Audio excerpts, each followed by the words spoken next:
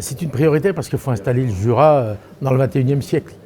C'est-à-dire qu'aujourd'hui, la technologie numérique est indispensable, que ce soit pour la communication, mais de nombreuses nouvelles applications verront le jour prochainement. Donc c'est pourquoi il fallait être absolument prêt. Il fallait que nos administrés aient pour 2025 le bénéfice de cette technologie.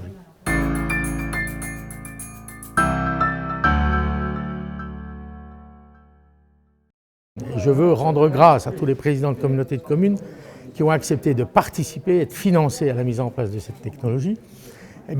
Nous avons défini un plan qui s'appuyait sur deux technologies. La montée en débit, qui permettait justement à ceux qui ne bénéficiaient pas de services d'avoir au moins un minimum, et la mise en place déjà d'un premier programme de fibre, 50 000 prises sur le département. Aujourd'hui, nous rentrons dans une deuxième phase, la phase 2, et là nous nous sommes appuyés sur un nouveau montage juridique. Donc c'est une DSP avec un partenaire, Altitude, qui s'engage à nous fournir 85 000 prises, de sorte qu'on puisse bénéficier dès 2025 dans l'ensemble des foyers jurassiens, j'insiste sur ce sujet, que l'on puisse bénéficier de la technologie numérique.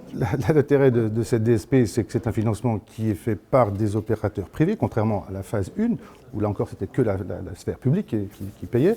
L'avantage aussi d'une DSP par rapport à une situation type AMEL, comme on peut trouver ça dans d'autres départements, c'est que nous avons encore un droit de regard ou de discussion avec l'opérateur qui prend en charge ce financement et cette opération de construction, de réalisation, de maintenance et de commercialisation. Donc nous, pour cette phase de 85 000 prises, on doit absolument l'avoir terminée en 3 ans, donc au démarrage de la signature.